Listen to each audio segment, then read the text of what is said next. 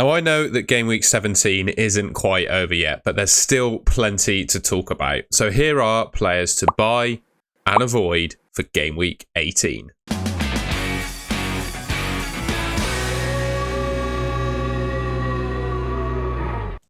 Starting things off then, and I think my number one transfer target going into game week 18 is Pedro Porro. And to be honest, he's one of course, the star performers in game week 17. Spurs are actually proving to be pretty decent defensively. And regardless of that, Pedro Porro is putting up some really decent attacking numbers. I mean, 0.32 expected returns per 90 is rivaling some decent midfielders in the game. And when you look at the fixtures they've got coming up, Everton, Brighton, Bournemouth might not be amazing for clean sheets, but attacking returns could do well. And then beyond that, Man United not looking too clever, and Brentford as well. He could do well in all of those games. So I think he's a really nice option. He probably is the best Spurs defender in my opinion, although you're kind of paying for what you get. He's up to 5.5 million now, which he's not quite in the premium bracket, but it's quite expensive, don't get me wrong, but I do think you get value for that.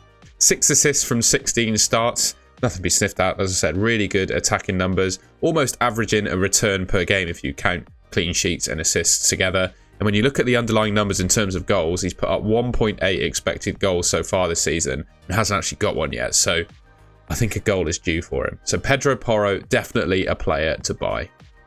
I think Richarlison has to be in the conversation of players we should be looking to buy for game week 18. He's definitely playing well at the moment, looking confident in front of goal again. I think that was the one thing he needed, in my opinion, was a couple of goals on the bounce, give him some confidence, and certainly looking that way at the moment. In my opinion, I don't think we should think too deeply about him. We know he's a decent Premier League goal scorer, and he's a 6.6 million midfielder starting up front for Spurs, who are one of the best attacking teams in the league. And as I said with Pedro Porro, the fixtures Spurs have coming up, you could see Richarlison scoring or Spurs scoring multiple goals in each of those games. And when you look at his underlying numbers, most people would say he's not had that great of a season so far, but putting up 0.61 expected returns per 90, that's actually better than Jared Bowen, who is a really popular asset in FPL. So considering those underlying numbers, I think he's a really good option and yeah, should be considered to be bought.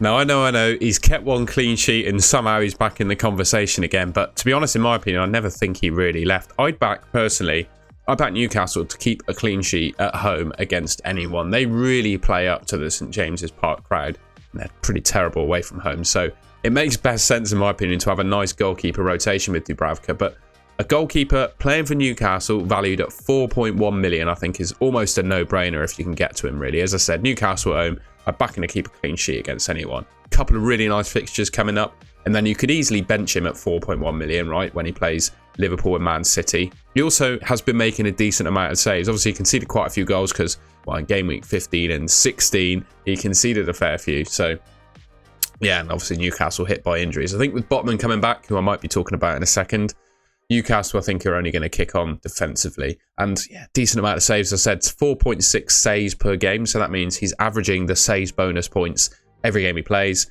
And he's getting, well, 1 clean sheet out of 3. And you've got to think out of Luton and Nottingham Forest, they've got to at least keep 1 clean sheet, right? So yeah, he's looking like a really nice option. And I don't think you should overthink it.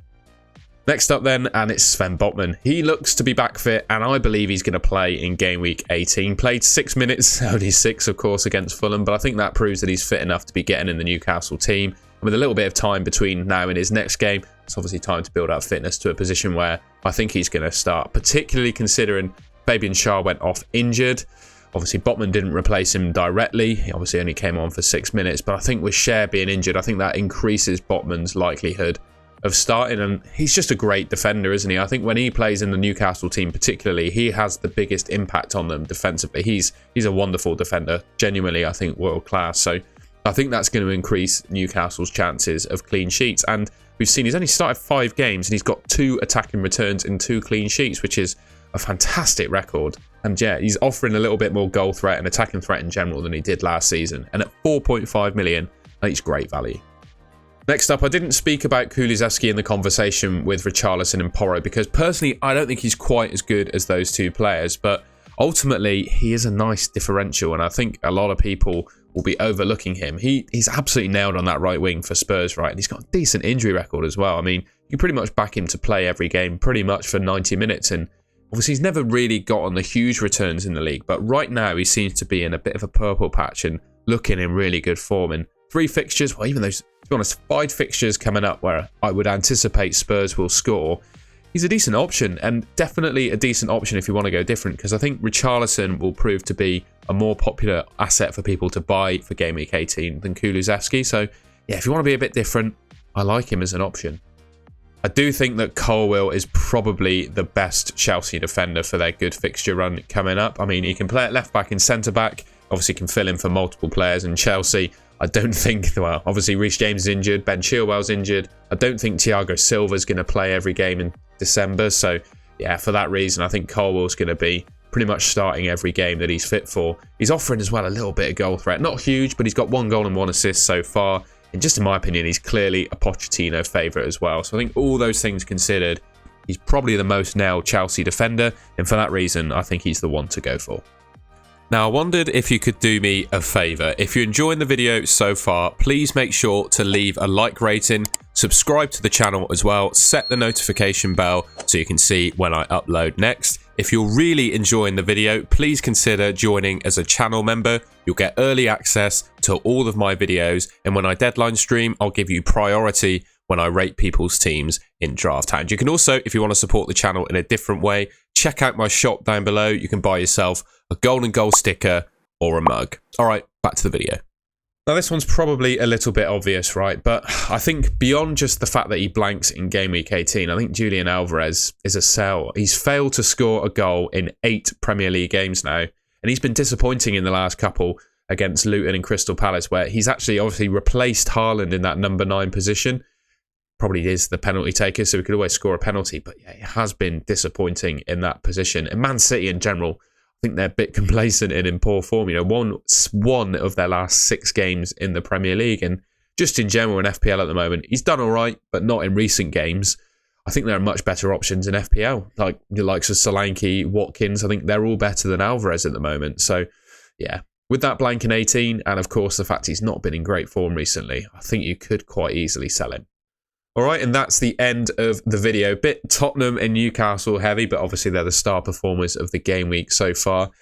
You'll notice that I don't have my glasses on at the moment. I broke them at the football, so they're currently sellotaped on.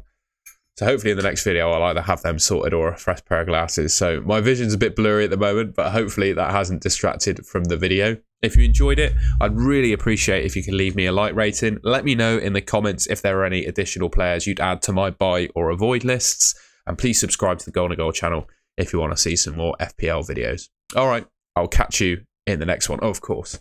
And best wishes to Tom Lockyer as well. I haven't spoken about Solanke really in this video because that's not the most important thing to talk about.